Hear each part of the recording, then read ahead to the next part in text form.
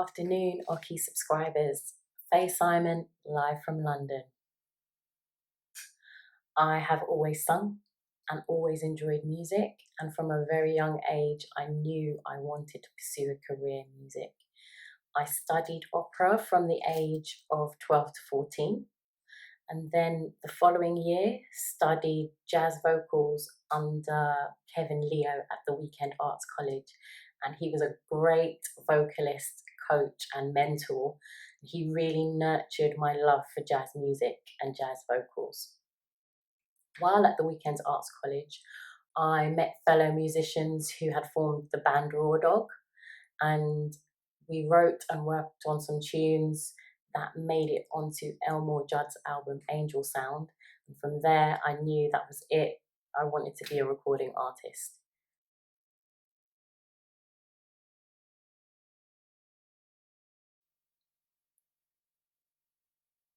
If I wasn't, I would definitely be a teacher, which I am. I'm a music teacher for Harrow Music Service, and I'm pretty sure, being the vocation that it is, I would still be a teacher if I wasn't a vocalist as well.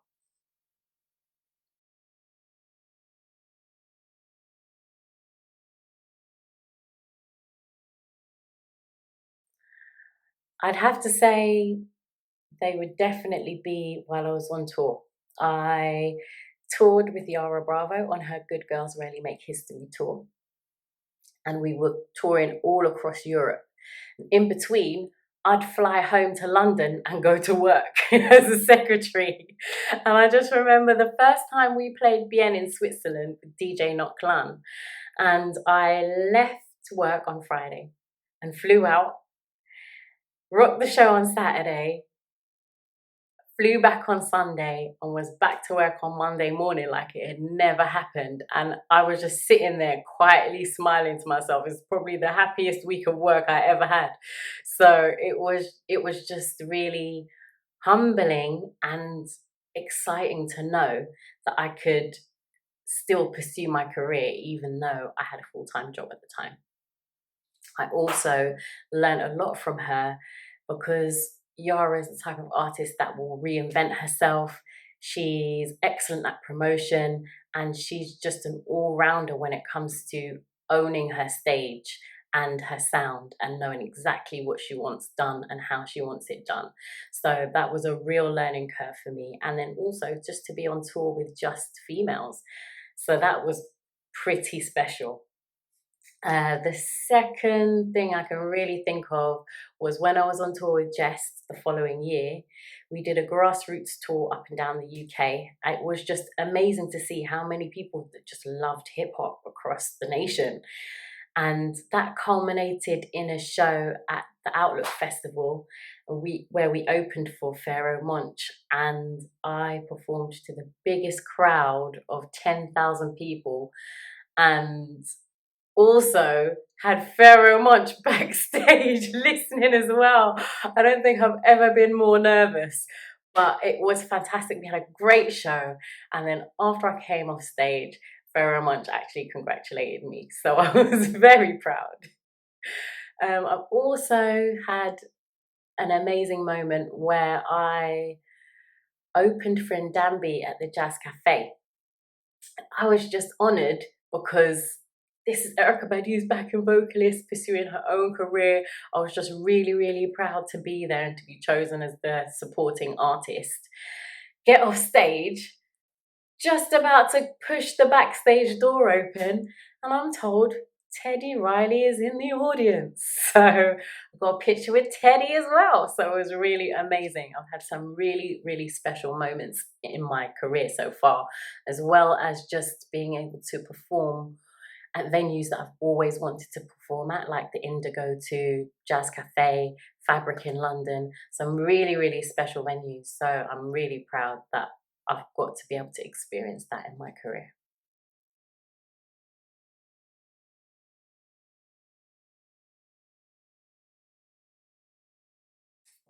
Melodrama in its entirety was a learning curve because obviously recording a whole album on a shoestring budget and then purposefully making sure that I did all the music research and music business background to it.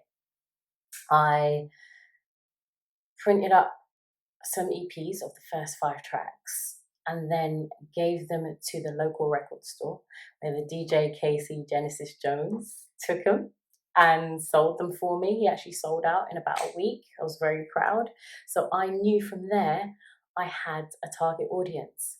I also gave them out to radio stations and got my first few radio interviews as well and airplay of some of my songs. So I knew that there was a target audience there for me. I had to make sure I finished the project so that I could push it to those people I know who would purchase and enjoy the music.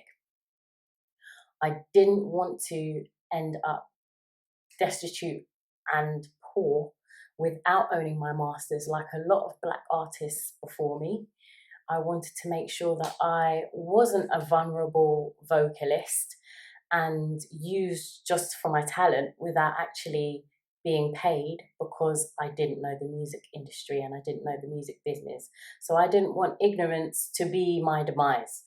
And in doing that, I made sure that every step of the way with Melodrama, I took my music business seriously and I paid attention.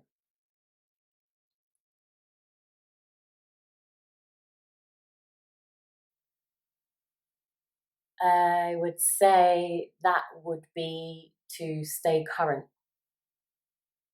constantly stay current, stay on top of your sound, but also to be able to change that sound and adapt it so that other people are interested in your music and you don't get boring and you don't get tedious as an artist. If you have too much content and it's too much the same, then people will get bored, people will switch off.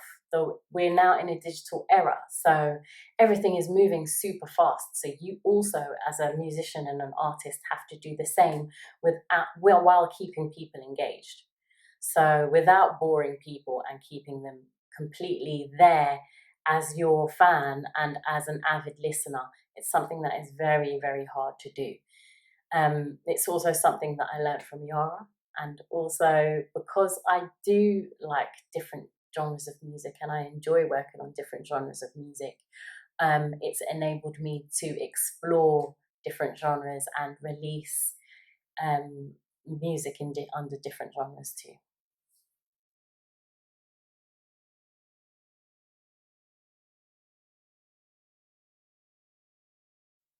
It was going on tour that inspired Outrospective. I saw and met so many different people that were touched by music and loved it and absolutely enthused by it, that it really made me see, no matter the person, country, even the genre of music, everybody loves music. Everybody enjoys it and it's personal to every single person who experiences it. And that is what really inspired me to start penning Outrospective. That and the fact that artists are essential. We're like journalists. We can critique what's going on in our environment from a very unique perspective and then put that to music. So I do believe artists are very integral to society because of the influence that they do have. People listen and are inspired by artists who bring them the music that they enjoy the most. So I think that is the reason why artists are very, very influential and special people.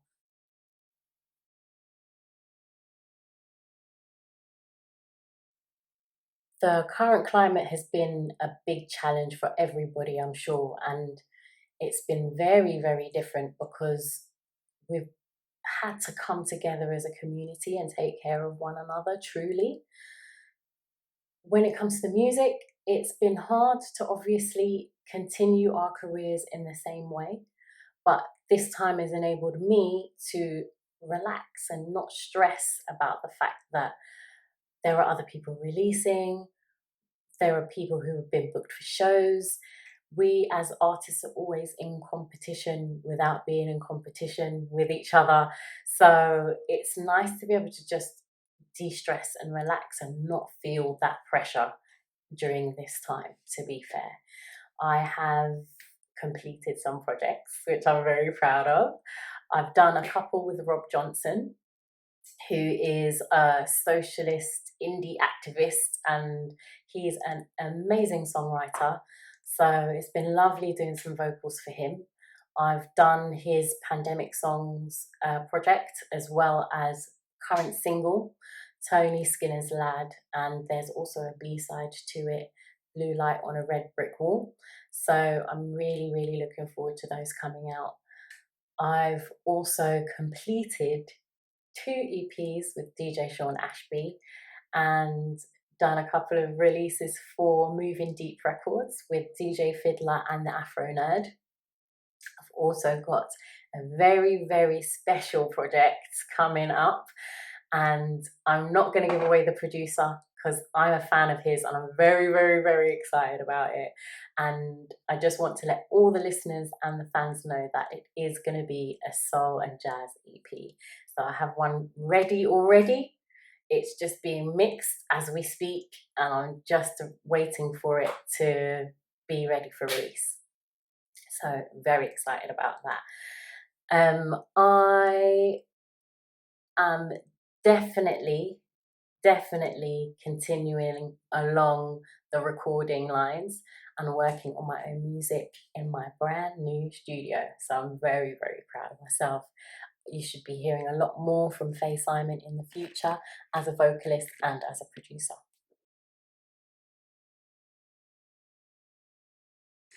Yes, there will be more art. As you can see in the background, I did a piece of Questlove a few years back.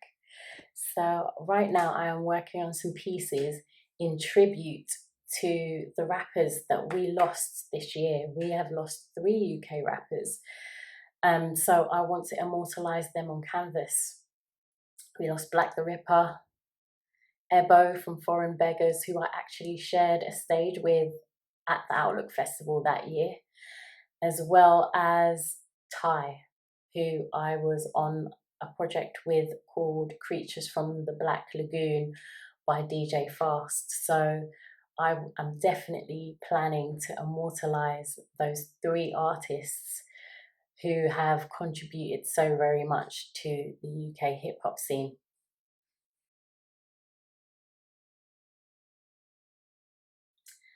You can find more Fae Simon online. Just Google me, FAESIMON. I am the only Fae Simon in the UK, so I will always come up first, which is awesome. I have a YouTube page. Please go and check out my YouTube page, as well as you can find me on Twitter and Instagram as the Afro Fairy, AFROFAERIE, and on Spotify and on SoundCloud as Fae Simon, FAESIMON. So please go and have a look. You can also go directly to some of the labels as well if you want to find some of that music. You can find me on the BBE website and on True Thoughts. The last single I did on True Thoughts was with Kaiser, proudly produced by Kaiser, and it's called The Alchemist, and you can hear it playing in the background now. So please go check it out, come find me, come speak to me, and let's keep sharing the love.